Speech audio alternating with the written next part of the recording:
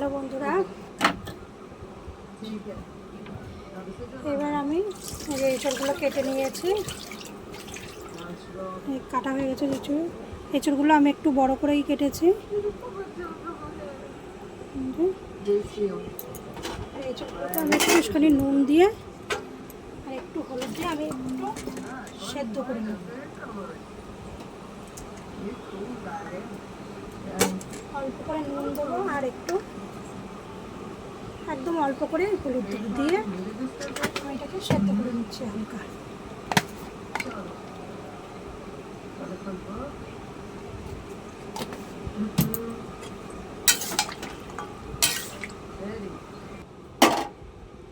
এইবার আমি এই যার মধ্যে এই যে কাঁচা লাল লঙ্কা নিয়েছি, আমি ওগুলো দেবো না।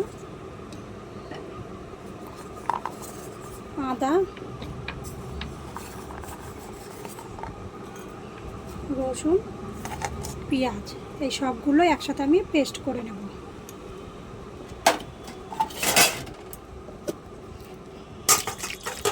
পেস্ট করে নিচ্ছি। এই যে আমার পেস্ট হয়ে গেছে। এবার আমি এই মিক্সি জারের মধ্যে একটু পোস্ত আর চালমগজ দিয়ে আমি একটু পেস্ট করে নেব।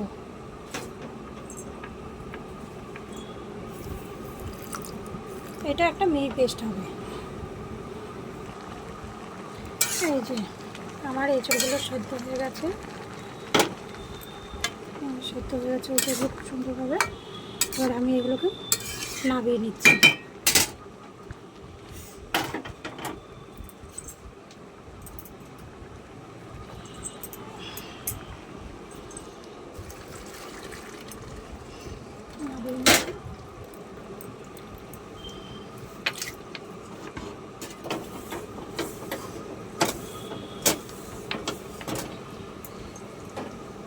কড়াইতে তেল দিয়ে দিচ্ছি, অল্প করে তেল দিলাম।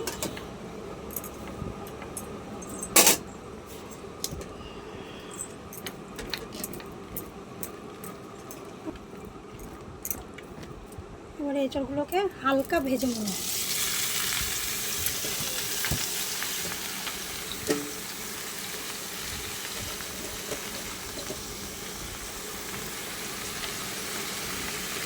ওটা নুন দেওয়া আছে, একটু করে হলুদ দিলাম।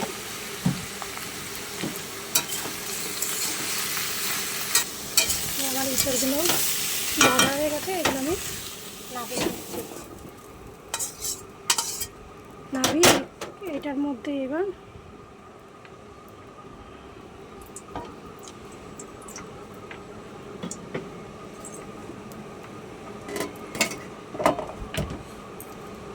আলু দিয়ে দিচ্ছি, আলুটাও ভেজে নেব।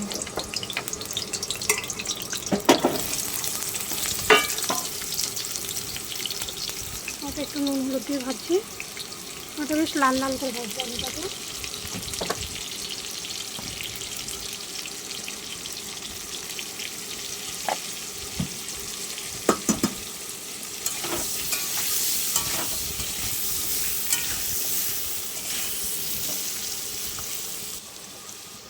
আলুটা ভাজা হয়ে গেছে, আমি আলুটা নামিয়ে নিচ্ছি।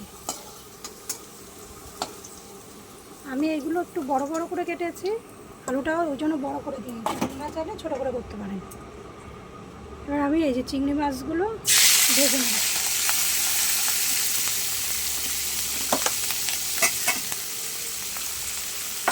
একটু নুন দিচ্ছি,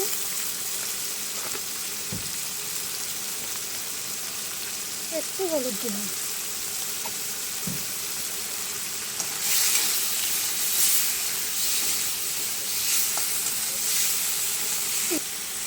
চিংড়ি মাছ বেশি ভাজবো না, একদমই হালকা ভাজবো। চিংড়ি মাছ বেশি ভাজলে শক্ত হয়ে যায়।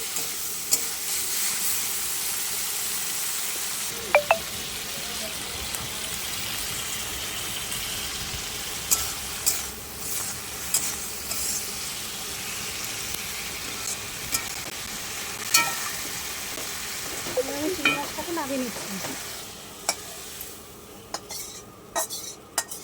চিংড়ি মাছ এর থেকে বেশি ভাজার দরকার নেই। এবার কড়াইয়ের মধ্যে আমি তেল দিয়ে দিলাম। এঁচোড় চিংড়ির মধ্যে তেলটা কিন্তু একটু বেশি লাগে, একদম অল্প তেলে এঁচোড় চিংড়ি রান্নাটা ভালো হয় না।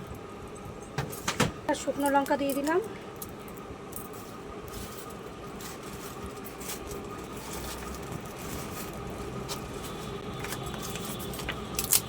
দুটো তেজপাতা দিয়ে দিলাম,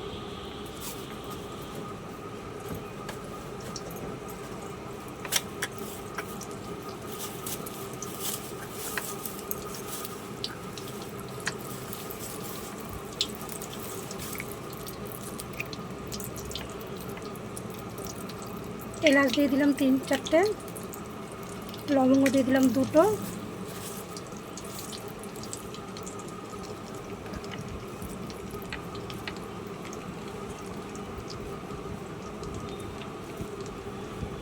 আর দারচিনি দিয়ে দিলাম অল্প করে।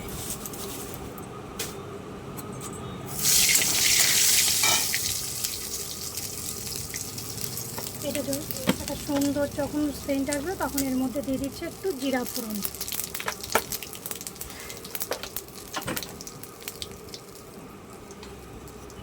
এর মধ্যে আমি পেঁয়াজ কুচি দিয়ে দিচ্ছি।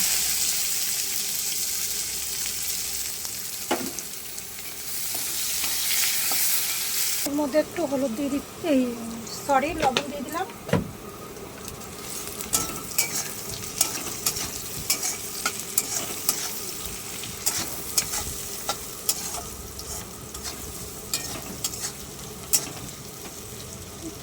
পেঁয়াজটা নরম হয়ে গেছে, এর মধ্যে দিয়ে দিচ্ছি এবার টমেটো কুচি।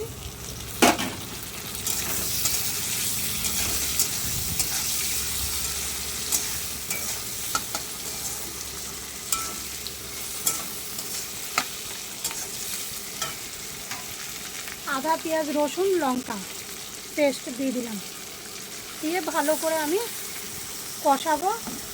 এবার এর মধ্যে আমি মশলাগুলো অ্যাড করে দিচ্ছি। হলুদ গুঁড়ো,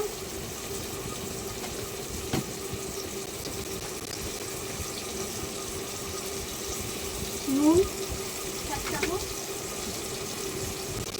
লঙ্কার গুঁড়ো দেবো অল্প, যেহেতু পাকা লঙ্কা দিয়েছি আমি। অল্প করে জিরার গুঁড়ো দিচ্ছি 1 চামচ মতো,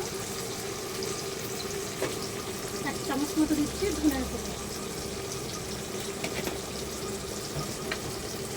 সবগুলো ভালো করে আমি এবার কষাবো।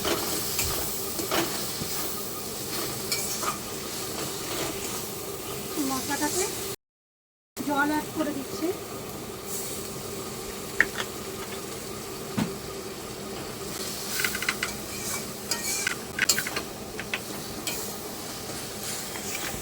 মশলাটা কষানো হতে আমি টক দইটা ফাটিয়ে নিচ্ছি।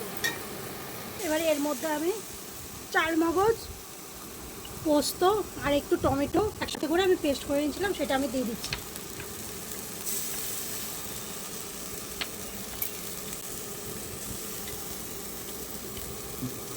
আপনারা চাইলে এর মধ্যে একটু কাজু বাদামকে অ্যাড করলে করতে পারেন।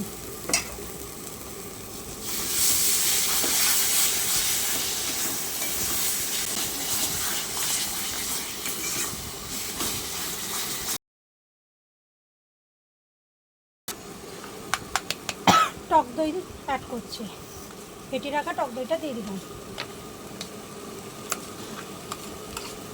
দিয়ে এবার ভালো করে হালকা আছে আমি এটা কষিয়ে নেব। অবশ্যই যখন টক দইটা দেওয়া হবে খেয়াল রাখতে হবে যেন আঁচটা অবশ্যই কম থাকে, নাহলে অনেক সময় টক দইটা কেটে যাওয়ার ভয় থাকে।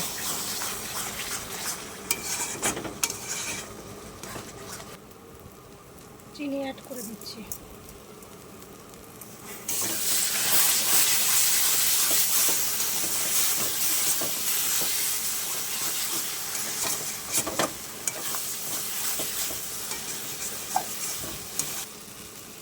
ভেজে রাখা এগুলো সব দিয়ে দিচ্ছি আমি। চিংড়ি মাছ, আলু আর এঁচোড় সব একসাথে অ্যাড করে দিলাম, দিয়ে আমি ভালো করে আবারও কষিয়ে নেব।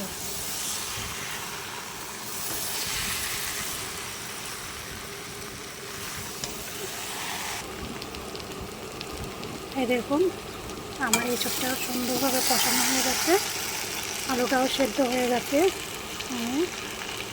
এবার এর মধ্যে আমি একটু জল অ্যাড করে দেবো।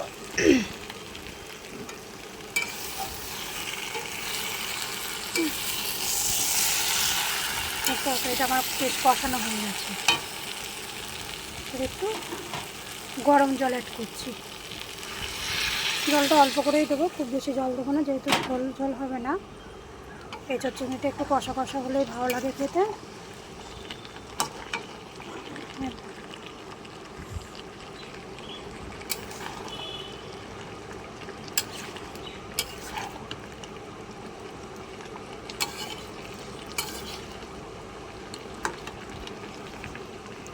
একটু ভালো করে কষিয়ে নেব একটু। আমার এঁচোড় রান্নাটা প্রায় হয়ে গেছে। এবার আমি এর মধ্যে শাহি গরম মশলা দিয়ে দিচ্ছি। আপনারা যে কোনো গরম মশলা দিতে পারেন, সেটা গরম মশলা বেটেও দিতে পারেন, গোটাটা কিনে এনে, অথবা বাজার থেকে যে 5 টাকা 10 টাকা করে প্যাকেটগুলো কিনতে পাওয়া যায় সেটা দিলেও দিতে পারেন নর্মালি। আমি শাহি গরম মশলাটা দিলাম।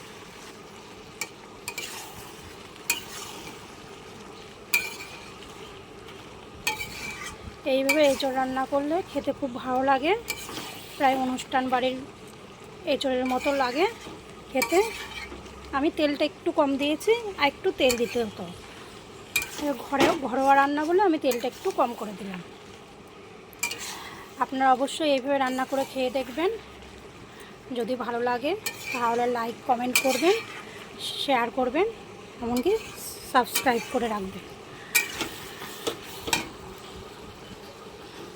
আর যারা ফেসবুক থেকে দেখবেন তারা অবশ্যই চ্যানেলটাকে ফলো করবেন। নমস্কার, আজকের ভিডিও এই পর্যন্তই। আবার চলে আসব নতুন আরেকটা ভিডিও নিয়ে। আজকে রাখলাম। আপনারা সবাই ভালো থাকবেন, রমাস কিচেনের সঙ্গে থাকবেন। Good bye.